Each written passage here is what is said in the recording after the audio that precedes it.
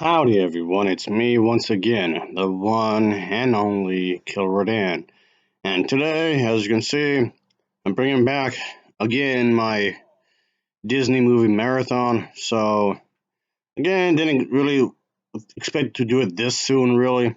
So, but then again, I said that before, so here we are. Whatever. So, yeah, I got myself a hitch a ride. So I was able to go to the movie theater, as you can see. So I just figured, and it's at least it was released over here where I'm at least on the 8th, at least. So I just figured I'd do this. So I got my chance, and here we are. Went to see, as you can see, the title of the video, Thor: Love and Thunder. So yes, that title of the movie plays into the theme of the film.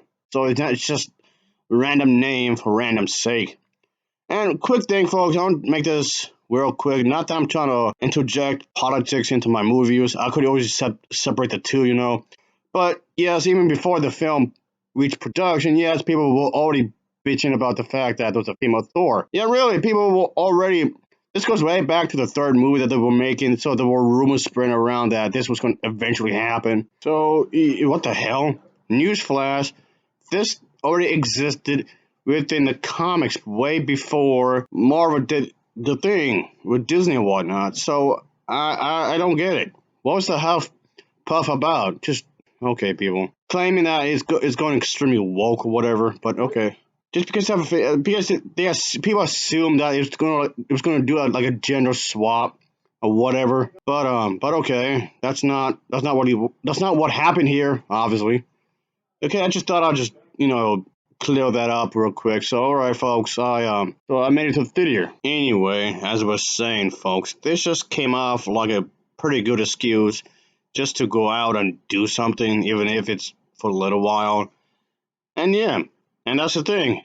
This is a movie reviewing channel anyway. I talk about movies and whatnot. So here we are, obviously. All right, here's my ticket, and had to wait a good minute because I came here rather early. But that's okay though. And well, you can't have snacks and a drink with and not go to the theater. Is it go to the theater and have some snacks and drinks? Is a good combination? Well, okay. Finally saw it. And first of all, this guy can't just go on and eat shit for all I care. Just throwing that out there. Anywho, so yeah, like I said, I finally watched it. And what can I say? Well, liked it a lot more than this one. Because honestly, I didn't care for it really, like at all. And no, no, I mean, okay, yes, it still has comical elements in it, but it's not overly done like the other one I just showed. Anyway, as I was saying, let's talk about the plot, I guess. So here we go. Oh yeah, of course, yes. Thor's ex-girlfriend comes back, and yes, that comes into play, obviously.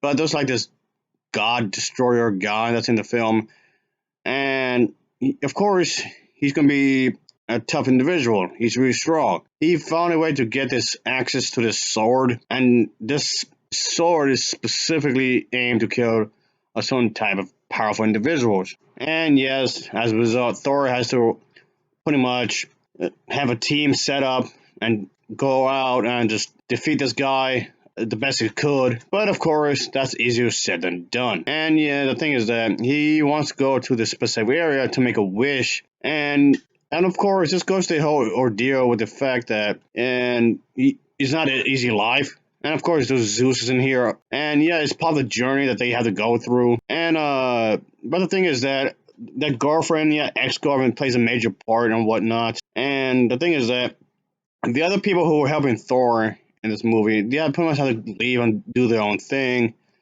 But of course, the villain of the story is pretty much threatening everybody. So yeah. But the thing is that Thor has to pretty much deal with his emotions because of the fact that he himself hasn't gone over what happened before. But of course, it's a total surprise to him that his girlfriend, okay, ex, returned as of the female Thor. So he has, of course, he plays in the part where he's completely on utter shock. Like, where have you been? And it's quite obvious both individuals had missed each other, but even though they don't want to admit it that they did. Of course, in the meantime, that Thor himself was having his own adventures, of course, before they pretty much reunited. Yeah, what a like a strange way to get back together. So of course, Thor he became known for this really strong guy as a fight in these battles to help people out. Yeah, he became that kind of a person all around. So he's known around pretty much everywhere on this planet or that planet or whatever.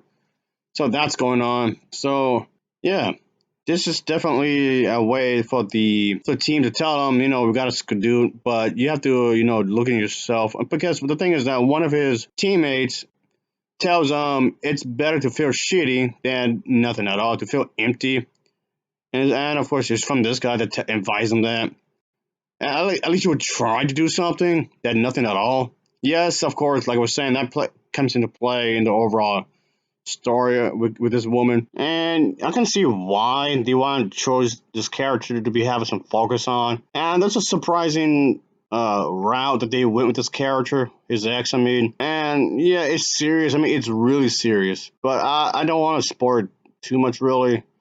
But yeah, let's just say it's something that a lot of people deal with uh, in real life. So yeah, they definitely go on that route, and it plays a major role in the film because his ex does, of course, try to have her own life because the two separated, and yeah, because he's too busy trying to save the world, and she's too busy doing her own thing. So yeah, he's gonna have an effect on your relationship with this kind of a thing. So they two separated, and yes, they do talk about these kinds of stuff together. But superhero characters can have relationships, and they can fall apart because of the busy life. What do you know? And yeah, that's actually pretty realistic in that sense. But anyway, yeah, this movie it's worth the watch. Of course, it's not overly comedic like the other one, even though there's some of it still there. The special effects are, of course, really good. So yeah, of course, that's gonna have a high budget. This is definitely an A-listed film. And as for the acting, everyone does a good job, yes, including the kids that were in this movie. I'm not gonna say who they are or what they did because I don't want to spoil it too much, really, like anything. Just giving you the overall idea here. But yeah, there were kids in here that needed some rescuing or whatever. But even they did a good job. Usually, kids in movies annoy me, but not this time around, like at all. But yeah, this film does have its moments throughout the entire film, and nothing felt forced really, like at all. So yeah, there's quite a few things I would like to touch upon, but I don't want to. Again, like I said, don't want to spoil anything really. And anyway, it's pretty action packed, and of course it is. This is a superhero film after all, so of course it's going to have plenty of action throughout the entire thing. The pacing here is pretty good, so there's not one moment in the film where I felt like it dragged on for too long or anything like that. But yeah, the pacing is really good and whatnot. So overall, this was a pretty good film. Yeah, it's the fourth film for Thor. So yeah, you expected to go downhill after this, but no, four films. Yeah, there you go. Well, like I said, it's at least better than the third movie, which, like I said, I didn't care for. I did like how this film does explore what it means to be loved and what it means to have lost someone you care about. Stuff like this is brought up, of course. So that's definitely a theme. Okay, themes that's being brought up, of course, while introducing the female Thor and yeah, the male Thor. Of course, both of these characters are on this journey of self-discovery, which of course does play a major part in the overall story. So yeah, that's definitely a good thing. While having a bunch of action scenes, of course, and whatnot. So the action sequences are pretty well staged. So I can't complain about that in that regard, really. But anyway, I'll give this film an overall rating of a 7.3 out of 10. It's a 7.3 out of 10 for me, folks. It's worth a watch. And yeah, the first time I saw Natalie Portman was in the Star Wars prequel trilogy. I'm so bad. I had a bad first impression. Ugh. Later, folks.